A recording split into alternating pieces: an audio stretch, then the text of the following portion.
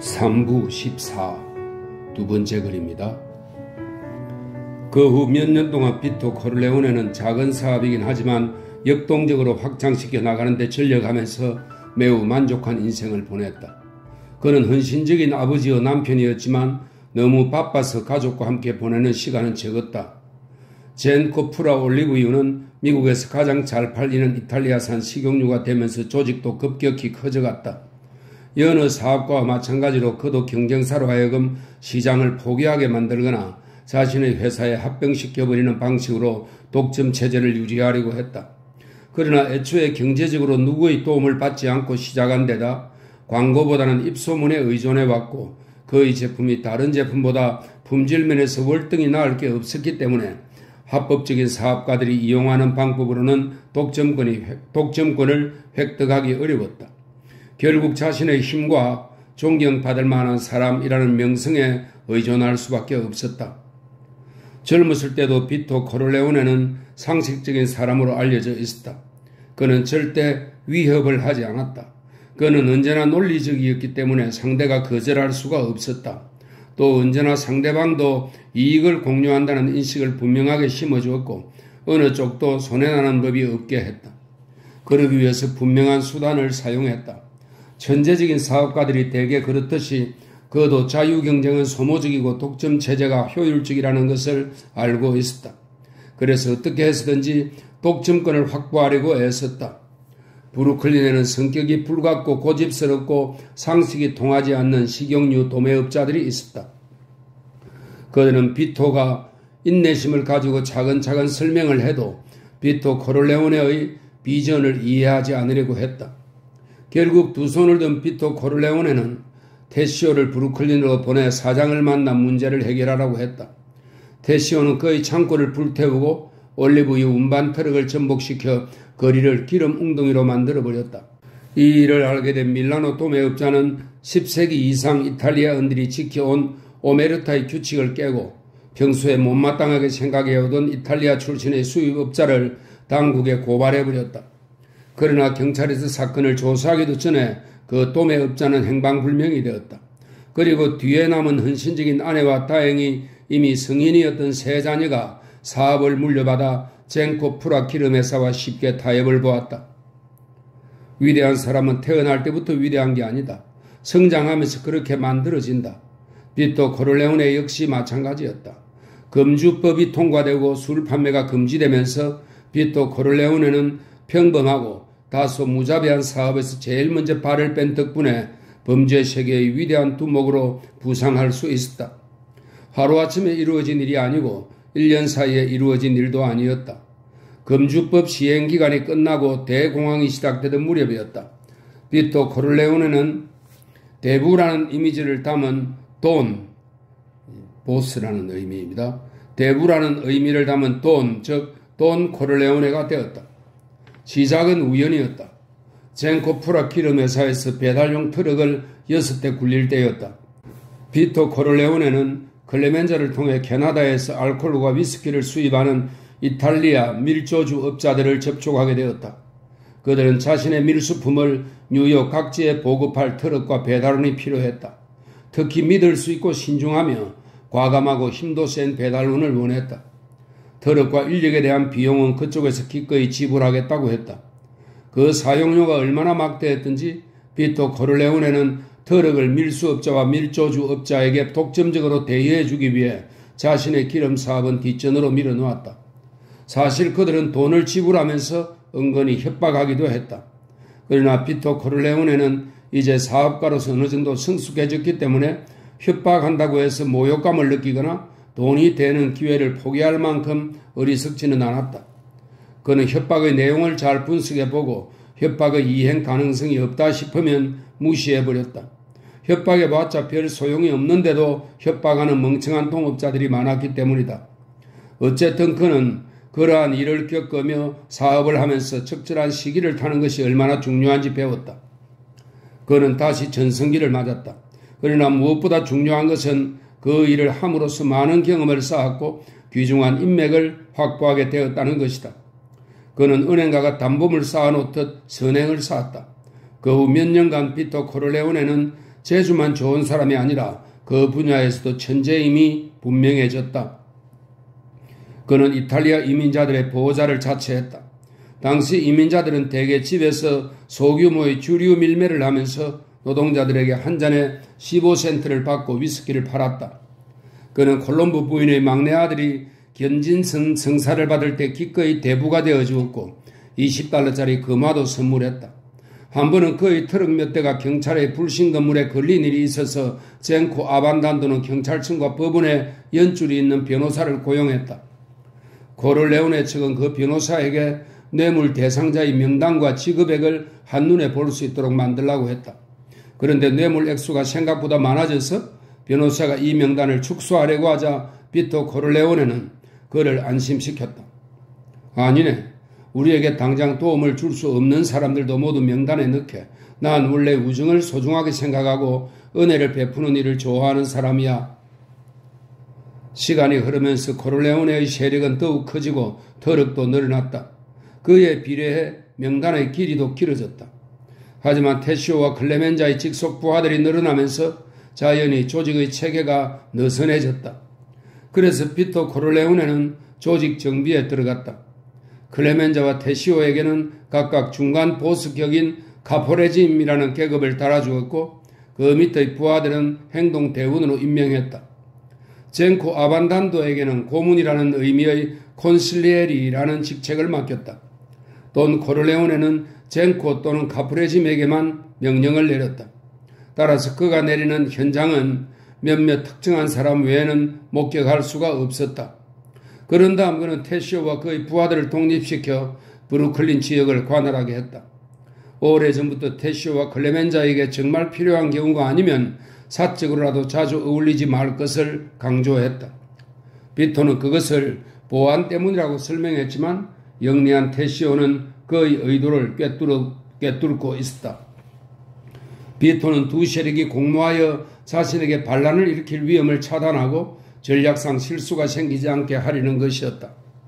그 대신 테시오에게는 브루클린을 마음대로 주무를 수 있는 권한을 주었고 클레멘자는 평생을 그의 수하에서 보내게 했다. 테시오에 비하면 클레멘자는 쾌활하긴 하지만 성격이 불같이 무모하고 잔인해서 고삐를 더 조일 필요가 있었던 것이다. 대공황은 비토 코를레오네의 세력을 더욱 정강시켜 주었다. 사실 이때부터 그는 돈 코를레오네로 불리기 시작했다. 시내 곳곳마다 정직한 사람들이 제대로 된 일자리를 구걸하고 다녔다.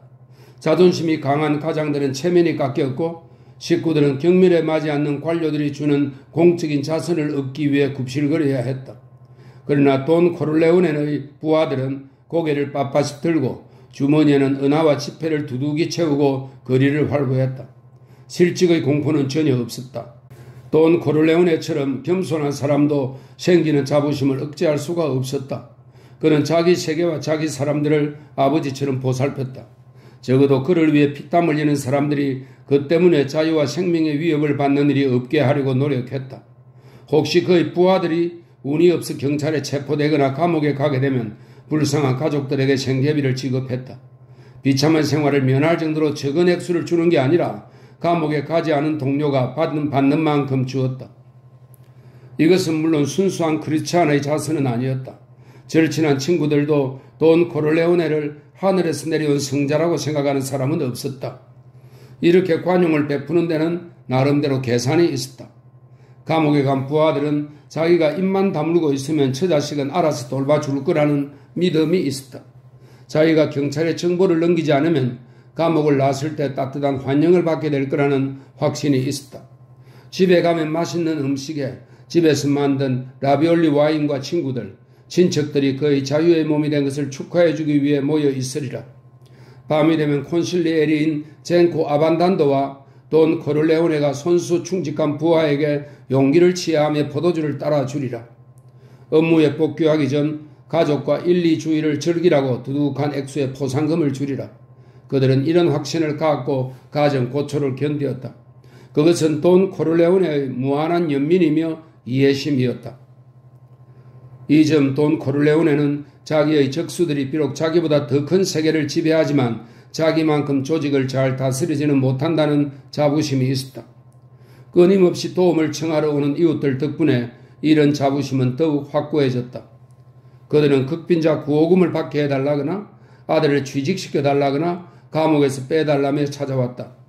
꼭 필요한 약간의 돈을 빌려달라거나 실직 상태인데 집주인이 집을 비워달라고 한다며 하소연하는 사람들도 있었다. 돈 비토 코르레오네는 어떠한 부탁도 들어주었다. 뿐만 아니라 도움을 받는 사람들이 수치심을 갖지 않도록 따뜻하게 마음을 써주고 용기 있는 말을 해주기도 한다. 사람들은 국회의원 선거나 시장 선거 때에도 대부인 돈 코르레오네를 찾아와 누구를 뽑아야 하느냐고 물었다. 그는 자연히 정당의 대표가 조언을 구할 만큼 정치력을 갖게 되었고 이런 능력을 정치가처럼 긴 안목을 갖고 이용했다. 이를테면 가난한 이탈리안 가정의 똑똑한 아이를 대학에 진학하도록 도와주고 그 소년이 훗날 변호사나 판사가 되어 자기 조직을 돕게 만드는 것이다. 그는 위대한 국가 지도자의 통찰력으로 자기 조직의 미래를 계획했다. 금주법의 폐지는 그의 조직이 휘청거릴 정도로 큰 타격을 주었지만 그는 즉시 적절한 조치를 취했다. 1933년 그는 맨해튼의 부둣가 야바위판, 야구 경기 도박, 경마 도박, 포크 게임이나 숫자 맞히기 복근과 같은 무면허 도박장을 장악하고 있는 사람에게 밀사를 보냈다. 그의 이름은 살바로테 마란자노로 뉴욕 지하 세계의 유명한 실력자 중 하나였다. 코르레오네의 밀사는 마란자노에게 양쪽이 지분을 똑같이 나누는 동업자 관계를 제의했다. 경찰과 정치인 인맥을 갖고 있는 비토 코르레오네 조직이 마란자노의 조직에 튼튼한 우산이 되어줄 수 있을 뿐만 아니라 세력을 보강하여 브루클린과 브롱스로 세력을 확장해 나가도록 도와줄 수 있다고 설득했다. 그러나 마란지노는 코앞의 이익만 보는 사람이라 코르레오네의 제안을 불쾌히 여기며 거절해버렸다. 그 유명한 알카포네가 그의 친구인데다가 조직력과 전쟁 자금도 풍부했기 때문이다. 게다가 당시 국회에서 진짜 마피아보다 더 많은 논쟁을 불러일으켰던 신출내기의 부상을 대단치 않게 여겼다. 그러나 마란지노의 거절은 1933년 대전쟁을 촉발시켰고 그 결과 뉴욕의 암흑세계는 완전히 재편되었다. 언뜻 보면 불공평한 전쟁처럼 보였다. 살바토레 마란자노에게는 강력한 조직과 실력 있는 행동 대원들이 있었다. 게다가 요청하기만 하면 달려와줄 시카고의 카포네라는 지원군도 있었다. 당시 뉴욕의 사창가를 장악하고 마약 밀수를 소규모로 하던 다탈리아 패밀리와도 친분을 갖고 있었다. 또 행동 대원들을 이용해 유태인들로 구성된 의류조합 노조에 압력을 넣고 부동산 거래에 이탈리아 폭력배를 동원해준 인연으로 알게 된 기업가를 통해 정치적인 실력 행사도 할 수 있었다. 이에 반해 돈 코르레오네는 클레멘자와 테시오가 이끄는 작지만 조직력이 월등한 행동대밖에 없었다. 정치인과 경찰 인맥은 마란자노를 지원하는 기업가들에 눌려 큰 힘을 발휘하지 못했다. 그러나 그의 이점은 조직이 적들에게 거의 노출되지 않는다는 점이었다. 지하 세계에서는 그의 하부 조직이 얼마만한 힘을 갖고 있는지 알려져 있지 않았다. 심지어는 브루클린의 테시오를 별개의 독립된 조직으로 알고 있을 정도였다. 그럼에도 불구하고 코르레오네 패밀리에게 이 전쟁은 아주 불리한 것이었다. 비토 코르레오네가 중요한 일격을 가해 판세를 바꿔놓기 전에는 말이다. 마란자노는 급부상한 코르레오네를 제거하기 위해 정예의 총잡이들을 뉴욕으로 보내달라고 카포네에게 요청했다. 하지만 코르레오네 패밀리에게는 2명의 총잡이가 열차편으로 도착할 거라는 소식을 전해준 시카고의 친구들이 있었다.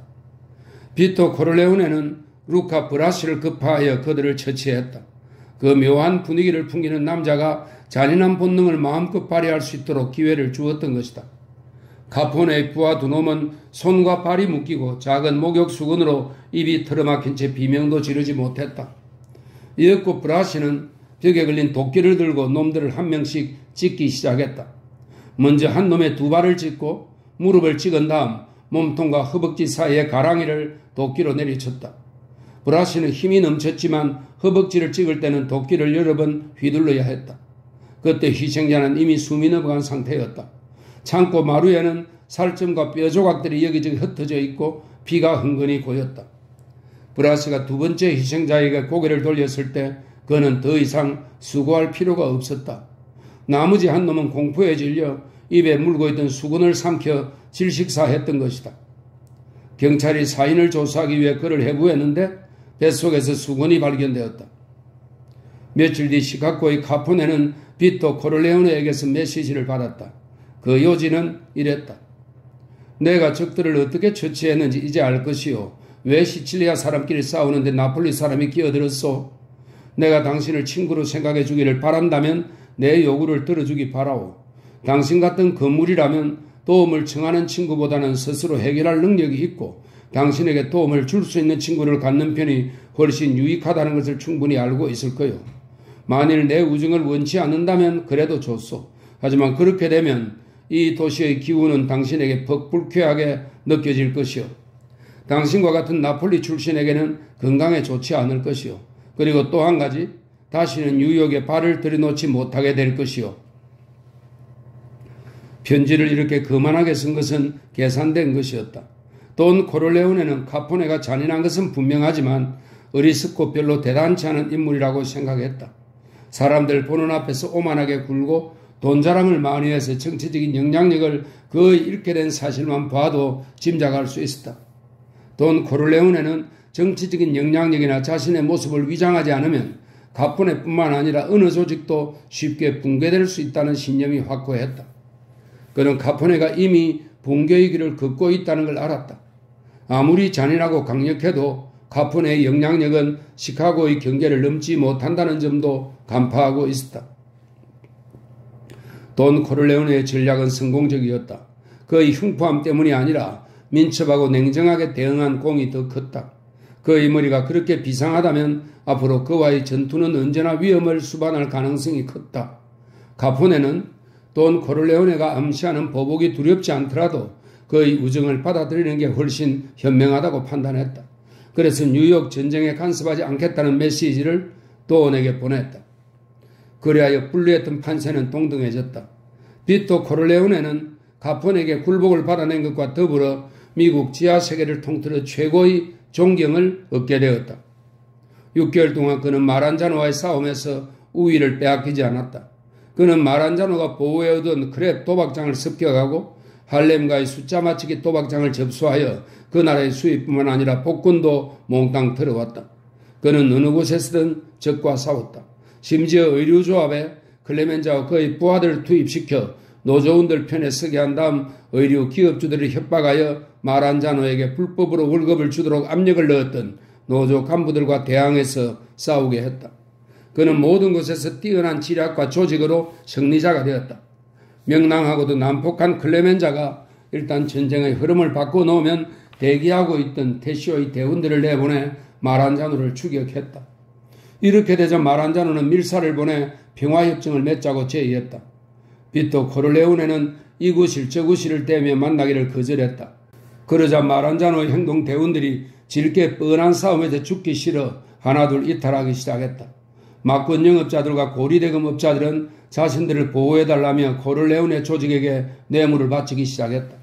이렇게 해서 전쟁은 거의 끝난 거나 마찬가지였다. 그리고 마침내 1933년 12월 금음날 밤이었다. 테시오는 혼자서 마란자노 요새로 숨어들어갔다.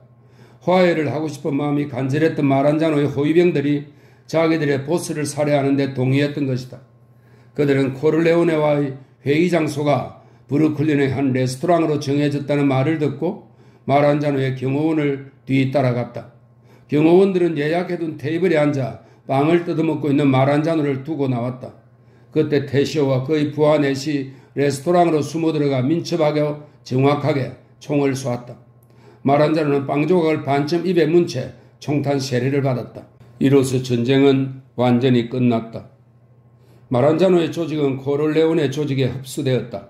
돈 코를레오네는 수금 체제를 새로 정비했지만 막권 영업자나 숫자 맞추기 도박장을 관할하던 마란자노의 하부 조직은 손대지 않았다. 코를레오네 조직은 다음으로 훗날 매우 중요한 세력 기반이 되어준 의류조합 노조 사업에도 발을 들여놓게 되었다. 이로써 그는 본거지에서 어려움을 겪던 사업상의 문제들을 일거에 해결했다. 산티노 코를레오네, 즉 장남인 소니는 그때 16살이었는데 몰라보게 성장하여 키는 180cm가 넘었고 어깨는 딱 벌어졌으며 섬세하면서도 남자답게 잘생긴 얼굴이었다. 그는 조용한 성격의 프레디나 당시 아장아장 걷던 마이클에 비해 끊임없이 말썽을 일으켰다. 학창시절에도 툭하면 싸우고 학교 성적도 형편없었다. 마침내 소년의 대부이자 지도를 맡고 있던 클레멘자는 어느 날 저녁 돈 코르레오네를 찾아와 소니가 무장강도 짓을 했는데 잘못하면 큰일 나겠다고 알렸다. 클레멘자의 말에 따르면 소니가 대장이고 졸개 둘을 데리고 강도짓을 했다는 것이다. 화를 잘 내지 않는 비토 코르레오네도 이때만은 노발대발했다. 당시 톰 헤이건이 그의 집에 3년째 같이 살고 있었는데 그는 클레멘자에게 그 고아 소년도 함께 강도짓을 했는지 물어보았다. 클레멘자는 고개를 저었다. 돈 코르레오네는 자동차를 보내 산티노를 당장 젠코프라 올리브유 회사 사무실로 잡아오게 했다. 돈 코르레오네는 그때 처음으로 좌절을 맛보았다. 그는 아들과 둘이 있는 자리에서 버럭 화를 내며 시칠리아 사투리로 욕설을 퍼부었다. 분노를 표현하는데 그 말만큼 속이 후련해지게 하는 말은 없었다. 그는 마지막으로 이렇게 물었다. 도대체 무슨 이유로 그따위 짓을 했느냐? 소니는 화가 나서 아무 말도 하지 않고 그냥 서 있었다. 참다 못한 돈 코르레오네가 경멸에 찬 목소리로 고함을 질렀다. 바보 같은 이라고. 그래, 그 짓을 해서 얼마나 벌었느냐? 15달러? 20달러? 그래, 고작 20달러와 인생을 바꿀 참이냐? 소니는 이 마지막 말은 듣지 못한 것처럼 반항하듯이 소리쳤다. 아버지가 파누치를 죽이는 걸 봤단 말이에요. 또는 신음소리를 내며 뒷걸음질 쳐서 의자에 펄썩 주저앉았다. 그리고 기다렸다. 파누치가 우리 집을 나가자 어머니가 집으로 들어가도 된다고 하셨어요. 그때 아버지가 지붕 위로 올라가길래 따라갔어요. 아버지 행동을 다 지켜봤어요. 난 옥상 위에 있다가 아버지가 총과 총알을 없애는 것도 봤어요. 또는 깊은 한숨을 내쉬었다. 그래, 그럼 내가 너에게 할 말이 없다. 학교에 다니고 싶지 않느냐? 변호사가 되고 싶지 않느냐? 변호사는 서류 가방 하나만 들고 다니면서 복면하고 총 등 강도 1000명보다 더 많은 돈을 벌 수 있다. 소니는 아버지를 보며 장난스럽게 씩 웃었다. 아버지 조직에 들어가고 싶어요. 그러나 또는 얼굴은 아직 굳어 있었다. 소니는 농담을 받아들이지 않는 아버지를 보며 얼른 올리브유 파는 일을 배우고 싶어요. 라고 말했다. 돈 코르레오네는 여전히 아무 말도 하지 않았다. 마침내 그는 어깨를 으쓱했다. 사람은 누구나 한 가지 운명을 타고난다. 그는 파누치의 살해 장면을 목격한 것이 아들로 하여금 그런 결심을 하게 한 것에 대해서는 더 이상 말을 하지 않았다. 다만 고개를 돌리고 조용히 말했다. 내일 아침 9시에 이리 나와라. 젠코가 너에게 할 일을 가르쳐 줄 테니. 젠코 아반단도는 콘실리에리다운 예리한 시각으로 돈 코르레오네의 진위를 파악했다. 그래서 소니에게 주로 아버지를 호위하라고 시켰다. 그렇게 하면 후계자가 되는데 필요한 훈련을 저절로 쌓을 수 있기 때문이었다. 돈 코르레오네 역시 기회가 있을 때마다 사업 수완을 장남에게 가르치기 시작했다. 돈 코르레오네는 사람은 오직 한 가지 운명만 가지고 있다는 지론을 거듭 주입시키는 것 외에 소니에게 불같은 성미를 다스리라고 끊임없이 주의를 주었다. 그는 남을 위협하는 것이 가장 어리석은 짓이며 생각 없이 분노를 내뱉는 것은 가장 위험한 행위라고 말했다. 돈 코르레오네 자신도 한 번도 노골적으로 남을 협박하거나 분노를 조절하지 못하고 밖으로 표현한 적이 없었다. 그런 일은 상상할 수도 없었다. 돈 코르레오네는 바로 이런 자기의 행동 방식을 아들에게 가르치고 싶었다. 그는 친구가 자기 장점을 과소평가하게 하지 않고 자기의 약점을 과대평가하게 하는 것이 사람이 살아가는데 가장 중요한 무기가 될 수 있다는 점을 누누이 강조했다. 가포레지민 클레멘자는 소니를 데리고 다니며 사격술과 여러 가지 무기 사용법을 가르쳤다. 미국에서 나고 자란 소니는 이탈리아 로프술에 별 흥미를 느끼지 못하고 대신 간단하고 직접적인 미국식 권총을 더 좋아해서 클레멘자를 실망시켰다. 그러나 소니는 아버지의 차를 운전하면서 자질구레한 일을 도와주는 등 아버지의 친근한 동반자가 되어주었다. 2년 후쯤에는 아버지의 회사에 들어간 여느 아들들처럼 똑똑하거나 의욕 넘치지는 않지만 간단한 일을 그럭저럭 처리하는 정도가 되었다. 그러는 사이에 어린 시절 친구이자 중간에 양자로 들어온 톰 헤이건은 대학에 진학했다. 프레드는 아직 고등학생이었고 그 아래 마이클은 초등학생이었다. 네 번째로 태어난 막내 코니는 걸음마를 시작한 아기였다. 그의 가족이 버룽스에 있는 아파트로 이사한 지도 오래되었다. 돈 코르레오네는 롱아일랜드에 집을 사는 문제를 고려 중이었지만 구상 중인 다른 계획 때문에 잠시 보류했다. 비토 코르레오네는 꿈이 원대한 남자였다. 당시 미국의 대도시는 지하 세계의 분쟁으로 몸살을 앓고 있었다. 야심 있는 대원들은 스스로 보스가 되려고 곳곳에서 기습전을 벌였다. 코르레오네와 같은 보스들은 자기 구역과 사업을 보호하는 데 전력을 기울였다. 그는 신문과 정부기관의 이런 살인행각을 빌미로 점점 더 엄격한 치안법을 만들고 강력한 경찰력을 주장하게 될 거라고 예상했다. 게다가 이런 식으로 여론이 악화되면 일반 시민들의 분노로 인해 그와 그의 부하들이 민주적 절차에서 배제될 게 불을 보듯 뻔했다. 그것은 생각만 해도 끔찍한 일이었다. 코르레오네 조직은 내부적으로 별 동료 없이 평온했다.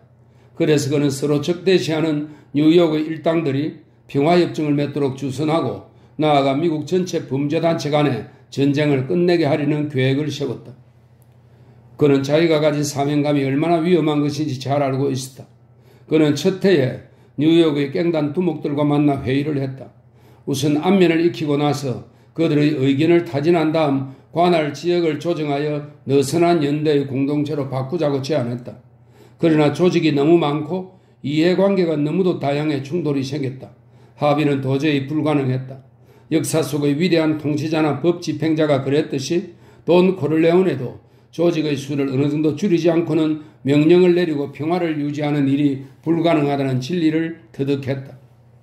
5, 6개 정도의 패밀리는 그가 쉽게 제거할 수 없을 만큼 강력했다.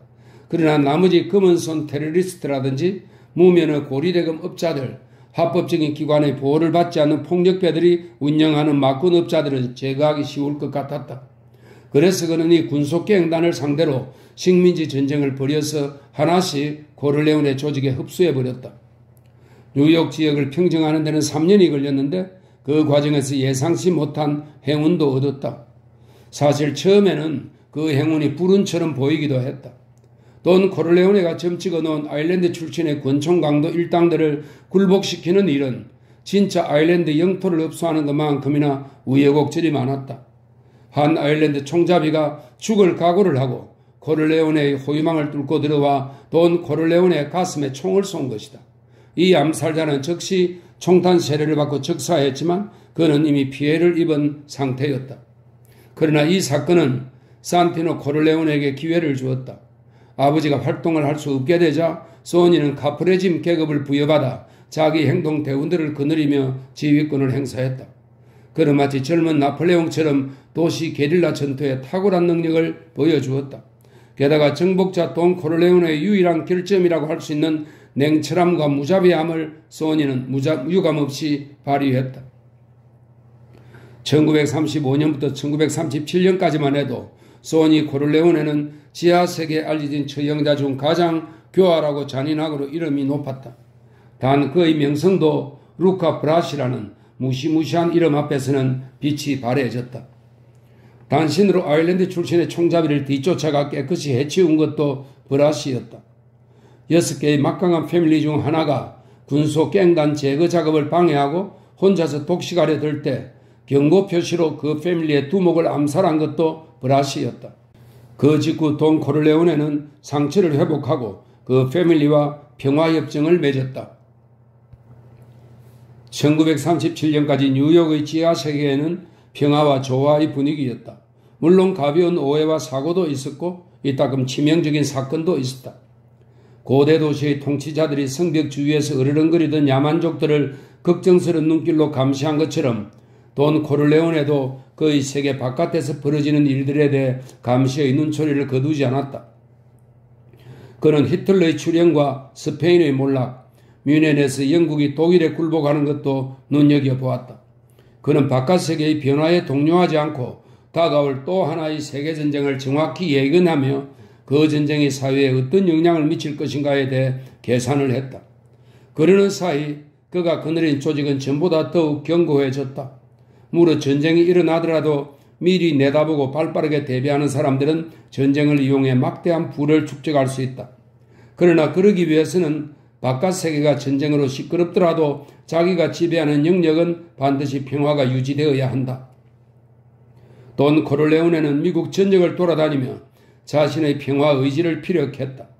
그는 로스앤젤레스, 샌프란시스코, 클리블랜드, 시카고, 필라델피아, 마이애미, 보스턴 등지를 돌아다니며 같은 일을 하는 동업자들과 회담을 가졌다. 그는 지하 세계의 평화의 사도였고 1939년까지 미국 내 가장 강력한 조직들 간의 평화협정을 이끌어내어 어떤 교황보다도 큰 성공을 거두었다. 이 합의서는 미국의 헌법처럼 각 범죄 조직 간의 내부적인 권위를 존중받았다. 합의서의 내용은 각 조직 간의 세력권을 존중함으로써 지하세계의 평화를 도모하자는 약속이었다. 그래서 1939년 2차 세계대전이 발발했을 때, 또 미국이 1941년 참전했을 때에도 돈 비토 코르레오네의 세계는 평화롭고 안정된 상태에서 미국의 다른 산업이 부흥한 것과 때를 같이하여 황금을 수확할 준비가 되어 있었다. 코르레오네 패밀리는 OPA 식품 배급표와 가솔린 배급표, 심지어는 여행 우승권까지 암시장에서 거래했다. 이렇게 함으로써 군수물자 계약서를 손에 넣을 수 있게 되었고, 정부와 계약하지 못해 원료 부족을 겪고 있는 의류조합 산하 의류회사들에게 암시장의 물자를 공급할 수 있게 되었다. 또한 그는 징집 대상자인 조직의 행동대원들이 외국 간의 전쟁에 나가지 않도록 면제시켜 주었다. 그는 의사들을 매수해 신체 검사를 받기 전 의사들이 준 약을 먹게 하거나 징집을 면제받는 대신 군수회사에 근무토록 함으로써 군대를 가지 않게 도와주었다. 돈 코르레오네는 자신이 지배하는 조직에 대해 자부심을 가졌다. 법과 명령을 신봉하는 사람들이 수백만 명씩 죽어가고 있을 때 그에게 충성을 맹세하는 젊은이들은 안전하게 이 시기를 즐겼던 것이다. 그런데 정작 막내 아들 마이클은 아버지의 도움을 거절하고 자기 조국을 위해 자원 입대함으로써 그를 괴롭혔다. 더욱 놀라운 것은 조직의 몇몇 젊은이들도 마이클을 따라 자원 입대한 것이다. 그 중에 한 명은 자기 카포레짐에게 이 나라가 나를 위해 해준 게 많다라는 말까지 했다. 이 이야기를 들은 돈 코르레오네는 화를 내며 그에게 도움을 준 건 조국이 아니라 내가 아니더냐? 라고 말했다. 평소 같았으면 배신을 하고 떠나는 이런 녀석들은 혼이 났겠지만 그는 마이클을 내버려 둔 것처럼 다른 젊은이들도 내버려 둘 수밖에 없었다. 2차 세계대전이 끝날 무렵 돈 코르레오네는 세상이 또 한 번 바뀔 것이며 그에 따라 자기가 거느리는 조직도 바뀌어야 한다고 생각했다. 물론 희생을 치르지 않고도 그렇게 할 수 있다고 확신했다. 돈 코르레오네는 자신의 경험을 통해 그런 믿음을 확인할 수 있었다. 그가 지금까지 올바른 길을 걸어올 수 있었던 것은 개인적인 두 가지 사건 덕분이었다. 그가 처음 이 직업에 발을 들여놓았을 무렵 한 제과점의 조수였던 나조리는 결혼을 앞두고 그를 찾아와 도움을 청했다. 그와 아름다운 약혼녀는 그동안 근근히 모은 $300를 한 가구점 주인에게 지불하고 신혼집을 꾸미는 데 필요한 가구들을 모두 골랐다. 침실에 넣을 튼튼한 침대와 옷장, 램프와 거실을 꾸밀 쿠션, 좋은 소파와 금사로 짠 안락의자 세트 등등. 나조린과 약혼녀는 가구들이 가득 진열되어 있는 커다란 창고에서 원하는 가구를 고르며 행복한 시간을 보냈다. 가구점 주인은 그들이 피땀 흘려 모은 $300를 받아 챙기며 그들의 새 집으로 일주일 안에 배달을 해주겠다고 약속했다. 그러나 가구점은 다음 주에 파산해버렸다. 가구들로 가득 찼던 커다란 창고는 굳게 닫혀 있었다. 가구점 주인은 일찌감치 도망가고 채권자들은 하늘을 향해 분노만 터뜨리고 있었다. 그들 중 한 명인 나조리는 변호사를 찾아갔지만 변호사는 법원에서 판결이 나고 모든 채권자들과 협의를 볼 때까지 아무 권리도 주장할 수 없다고 말했다. 더군다나 그렇게 되려면 3년 정도 걸리는데 그때 가서 10센트라도 받는다면 다행일 거라고 했다. 그 말을 들은 비토 코르레오네는 믿어지지 않으면서도 다소 웃기다고 생각했다. 이거야말로 법이 도둑질이나 다름없는 범죄를 방조하는 게 아닌가? 가구점 주인은 롱아일랜드의 호화 주택과 최고급 승용차를 소유하고 아이들도 모두 대학에 보낼 만큼 부자였다. 그런데 어떻게 불쌍한 제과점 조수인 나조린의 $300를 떼어먹고 가구를 주지도 않는단 말인가.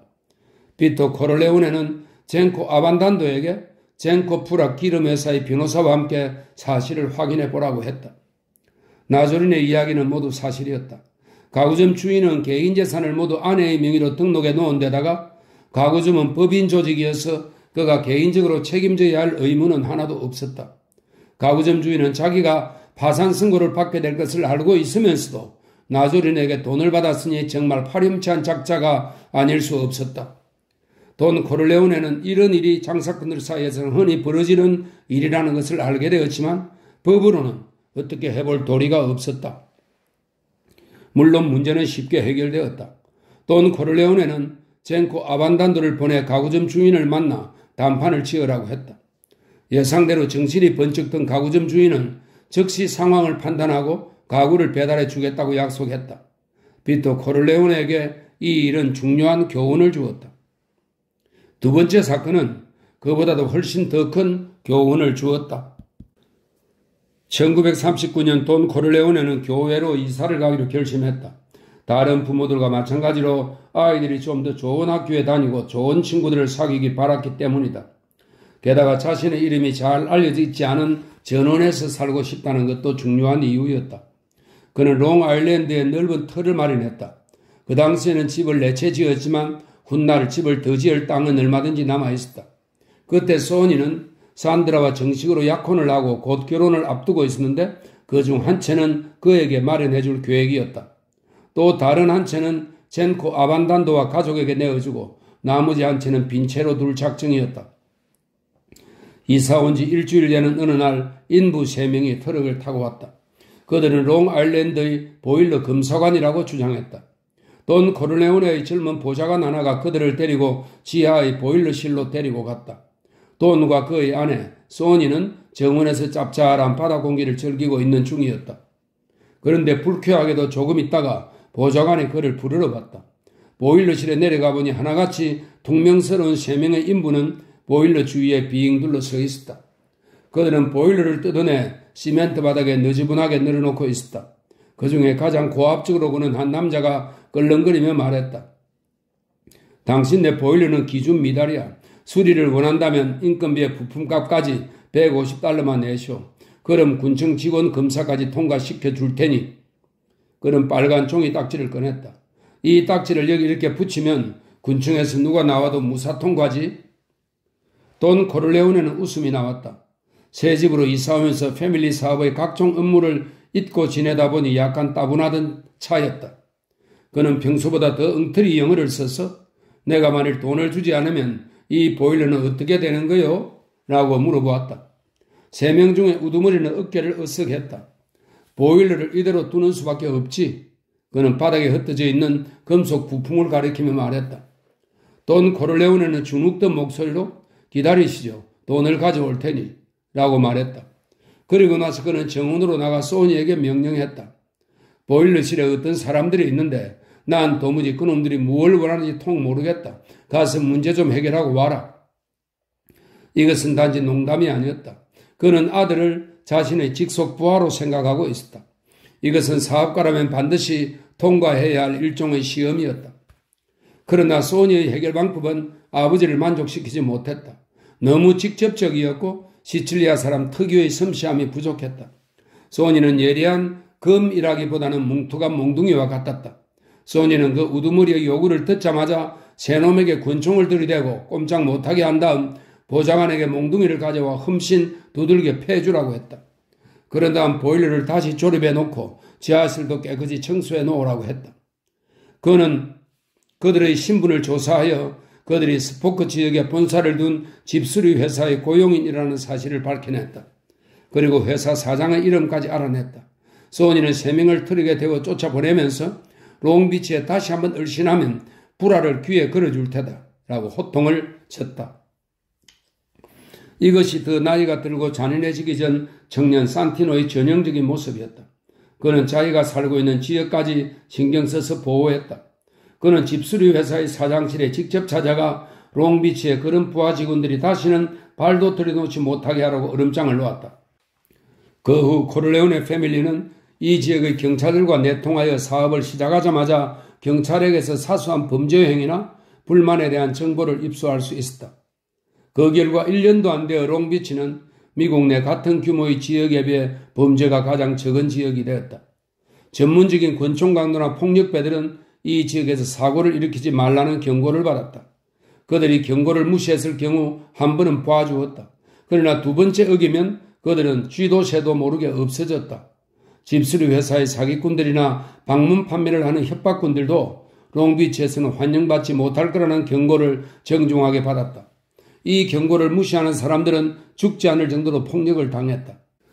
법과 적절한 권위를 존경하지 않는 지역의 건달들에게는 아버지와 같은 마음으로 집으로 돌아가라고 타일렀다. 롱비치는 점차 시범도시가 되었다. 돈 코를레오네는 이 같은 사기 영업들이 법에 저촉되지 않는다는 사실이 퍽 인상적이었다. 게다가 정직한 젊은이였던 시절에는 자신과 무관한 것만 같았던 그 세계도 자기 능력을 발휘할 만한 곳이었다. 코를레오네는 그 세계로 들어가기 위해 적절한 방법들을 강구했다. 그렇게 자신의 제국을 확장해 나가면서 돈 코를레오네는 롱비치의 저택에서 행복한 나날을 보냈다. 평화협정을 깨뜨린 솔로조가 그의 제국을 침범해 그를 병원 침상으로 보내기 전까지는